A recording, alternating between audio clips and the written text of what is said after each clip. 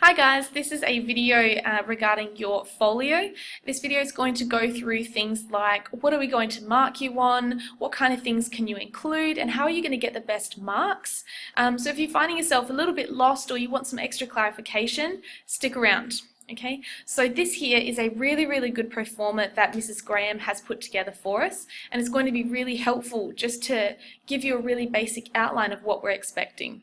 Okay, so step one of your folio is what's called refinement. Okay, so that's where you go from your really broad, I guess, idea or topic, and you're going to refine it all the way down to a specific question. Okay, so the performance standard we're looking for here is P1, and at the A standard, that is thorough consideration and refinement of a research question. Okay, so making sure that you don't just come up with a question on day one, write that in your book and think you're done and go on, because you're actually going to fail this performance standard. You need to show that you've really teased out your topic, considered the different kinds of questions you can have, all the different implications of that, and then refined it down to a question. Now, some of the things that you could do to get there. One of them is the finer principles that we discussed in class. We watched a video on that as well. You could also do what's called a SWOT analysis. So SWOT stands for strengths, weaknesses, opportunities, and threats. So for each question or each potential question that you come up with, maybe using that as well as finer to really tease out whether that's going to be a good question for you. You could also do what's called a PMI, which is plus minus interesting. So again, just talking about the qualities of that question. You could also be doing mind maps or lotus diagrams here. Now it's really important to note that just because you filled a page, that doesn't necessarily make it an A. It's quality over quantity, and that it has to be specific to your topic. So once you've got your topic, really do that big brainstorm of all the different aspects of that topic, and really making sure that it's quality and that it's relevant to your topic and specific. Okay, you could also, we're also going to pull marks of P1 from your proposal. So your proposal is basically where you're outlining all those steps that we've just talked about. All right, let's move on down to step 2, which is planning. And the performance standard we're looking at here is P2, so thorough planning of research processes that are highly appropriate to the research question. Okay, this is really important here. So you've got thorough planning, so not just basic planning, and we've got highly appropriate to your question. So this is where you want to consider how are you best going to find information for your question. Not everyone else's, for your question in particular. And we've given you a whole range of different resources. You can use your iExplore book. That one's really good. It's got a whole bunch of different things in it. But I guess a point here is that it's not enough just to say, I'm going to use websites, I'm going to use books, I'm going to do interviews. That's not enough. You need to be much more specific. Who are you going to interview? Are they an expert in the particular field that you are researching?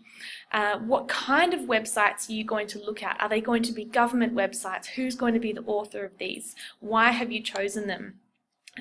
What particular books are you using and why? So it's really important. The more specific you are here, the more that we can see that you've really thought about your research processes, and I guess the higher marks you're going to get for this one. So really going into a lot of detail here.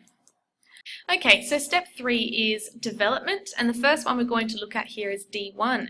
So thorough and highly resourceful development of the research. So the key word here is, it's resourceful. So it's important that you're being really specific about what resources you're using and why. So it's not enough just to type into Google your topic or your question, print out the articles and think that that's research. It's also not enough to say, I'm going to use a website or I'm going to do an interview. You need to be thinking about, okay, well, who am I going to interview?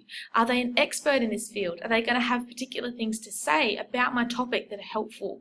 Am I going to use a government website or a particular forum or blog? Why am I doing this? We want to see that you're really investigating thoroughly your topic, accessing all the different kinds of information from all different kinds of resources to find information. Okay, so if you've got all web articles, you might like to think about accessing some primary sources or going out to speak to someone or visiting a company that's going to help you, really taking it to that next level of research. Okay, so the kinds of things you might be doing for D1, I guess sourcing your information like I've just spoken about. You might also do some experimenting. Maybe you'll read something and that might lead you to another piece of information. So maybe you're thinking about, well, who can I ask, or where can I find the answer to that question? Okay, that leads us really well into D2, which is in-depth analysis of information and exploration of ideas to develop the research.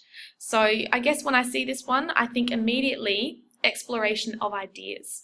So if you read something that's particularly interesting or raises a question, are you making an effort to go down that avenue and figure that out, or see what else you can find on that topic, or maybe experiment for yourself, or have a practice of that if it's a practical thing? Are you really investigating all the different aspects of your topic? This also, besides ideas, we're also looking at your analysis of information. So this is going to be your source analysis here. So are you, I guess, pulling those resources apart? Are you investigating who wrote it? What is it about? What are the main points? Maybe what motives did the person have who wrote that? Again, we're going to do a little bit more work on how to analyze source material. But I guess evidence here is going to be things like sticky notes, annotations, journal entries. Maybe if you find something particularly interesting, writing it all down and putting that next to it. You could also use discussions with me. I'm going to be asking you about these kinds of things in my discussions with you, and it's a really good idea to write your answers down. That is still evidence that you're demonstrating at this level. Okay, what else are you going to have for that one? Oh, it's really important you discuss things like credibility, reliability, validity, and bias. If you want to investigate those now, go for it, but we will go through those in class. All right, let's go down to D3, highly effective development of knowledge and skills specific to the research question. Okay, so this, basically in your research project, you will eventually be an expert in your topic, and we want to see as your markers that you are an expert and that you have the knowledge and the skills relevant to that area. So if you are investigating how to build a chair, have you investigated all the different tools and methods you'll need and the different ways that you can build a chair, and you've got this just giant wealth of knowledge about how to do that, and you've also developed the skills on how to build that and how to go about finding out how to build that.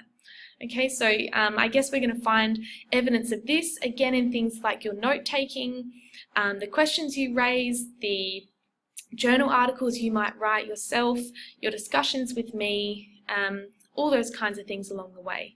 So becoming an expert and really showing your marker that you have the knowledge and the skills that are specific to your particular question.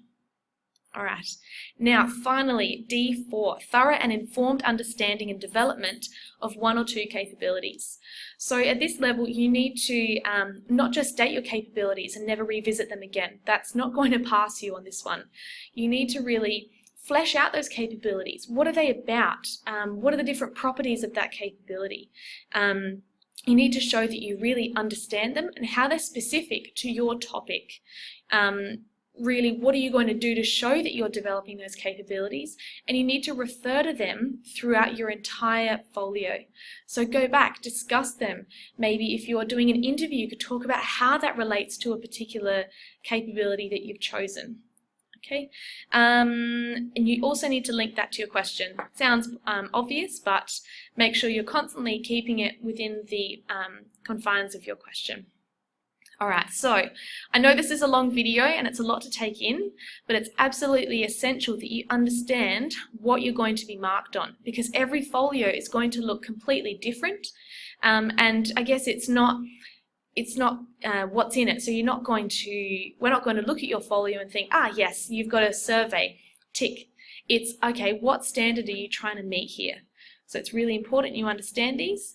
If you don't, feel free to email me or come see me for help. If not, I will see you in lesson. Bye guys.